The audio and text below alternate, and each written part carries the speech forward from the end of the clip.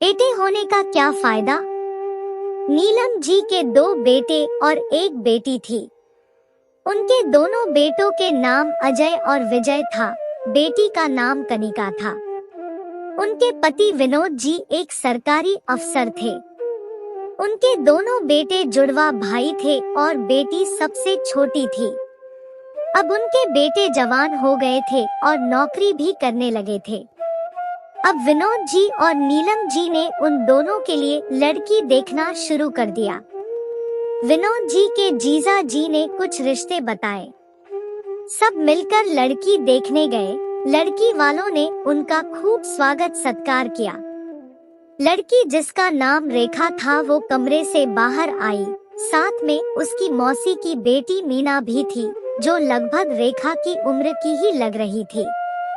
दोनों देखने में सुंदर और पढ़ी लिखी थी। अजय और विजय ने भी हाँ कर दी और लड़की वालों को भी कोई एतराज नहीं था, तो उन दोनों लड़कियों का रिश्ता अजय और विजय के साथ तय हो गया। दोनों बेटों की शादी खुशी खुशी हो गई। सब साथ में खुशी से रहते थे। जल्दी ही कनिका की भी शादी हो गई। अब विनोद जी भी नौकरी से रिटायर हो गए। सब अच्छा चल ही रहा था कि एक दिन अचानक विनोद जी की हार्ट अटैक से मृत्यु हो गई। बेटी दामाद भी खबर सुनकर तुरंत ही आ गए। विनोद जी के जाने का सदमा नीलम जी से सहन नहीं हुआ। वो अब बीमार रहने लगी थी। सारे पेपर वर्क के बाद अब विनोद जी की पेंशन नीलम जी को आने लगी थी। विनोद जी अच्छी पोस्ट पर थे तो पेंशन की रकम भी अच्छी थी। पैसे को देखकर नियत बदलते देर नहीं लगती। ऐसा ही हुआ। अब पेंशन को लेकर अक्सर घर में झगड़ा होने लगा। पहले तो बहुओं में फिर बेटों में भी पेंशन को लेकर मनमुटाव रहने लगा। दोनों ही पूरी पेंशन रखना चाहते थे।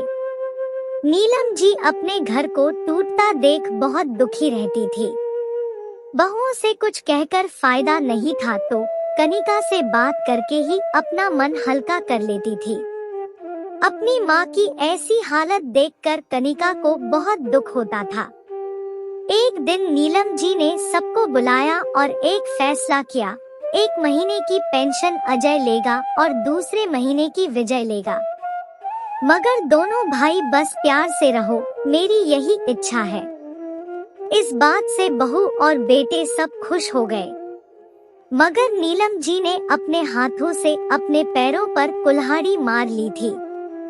जब तक पेंशन नीलम जी के हाथों में आती थी, तब तक लालच में आकर बहुएं उनकी सेवा करती थी।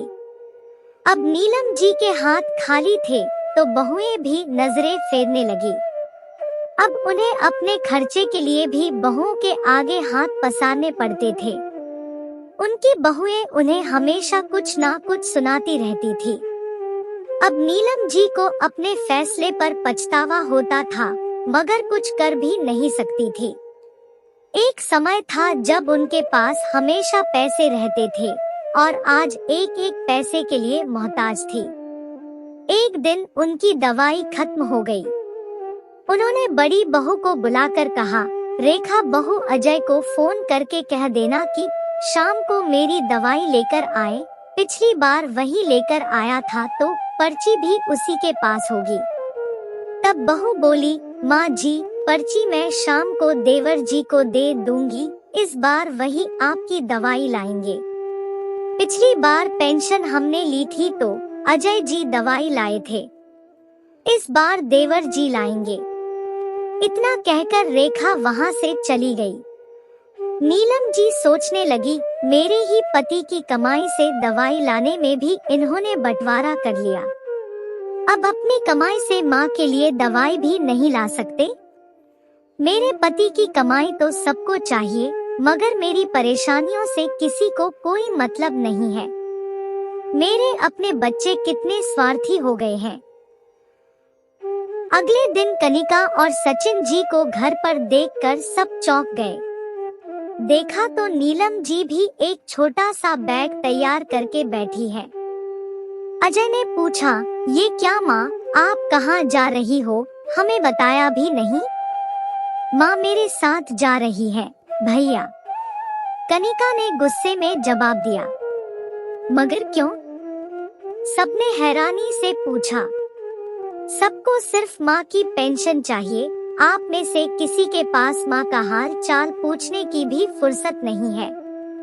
एक एक पैसे के लिए मोहताज कर दिया मेरी माँ को डूब।